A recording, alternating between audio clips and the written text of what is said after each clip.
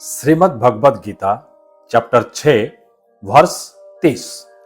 यो मां पश्यति सर्वत्र सर्वच मयि पश्यति तस्य अहं प्रणश्यामि सा च मैं न प्रणश्यति। जो व्यक्ति भगवान को सर्वत्र और हर वस्तुओं में देखता है, ना भगवान उसके लिए अदृश्य है, ना वो भगवान के लिए अदृश्य है। एक गुरु और दो शिष्यों की कहानी। एक बार एक गुरु उनकी दो शिष्यों की परीक्षा लेना चाहा।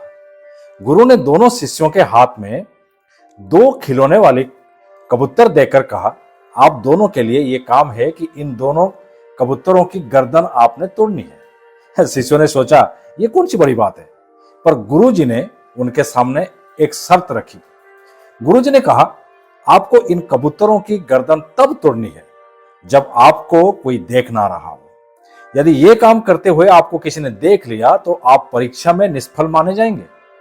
दोनों आश्रम से बाहर की ओर चल पड़े। एक शिष्य आश्रम से थोड़ी दूर जाने के बाद एक सुनसान इलाके में पहुंचा।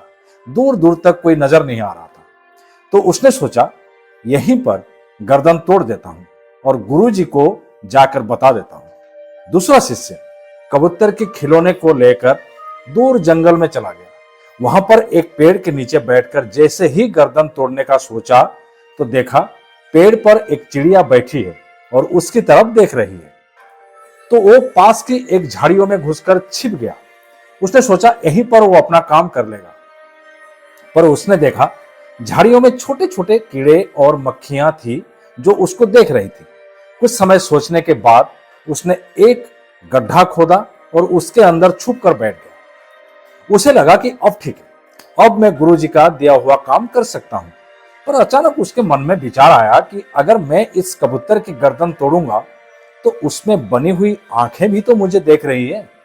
यह सोचकर उसने उस कबूतर की आंखों पर एक कपड़ा डाल दिया।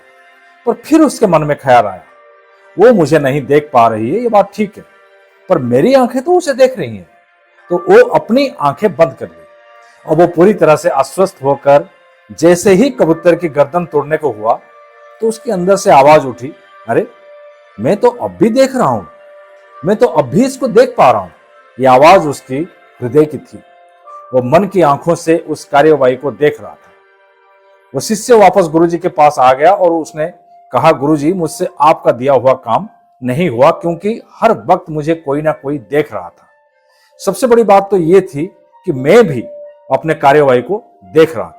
गुरुजी ने कहा, बस मैं आप लोगों को यही सिखाना चाह रहा था कि बाहर की दुनिया देखे या ना देखे, पर हमसे किया गया हर काम को हमारी अंतर आत्मा देखती है और हमारे कण कण में ईश्वर बसे हैं।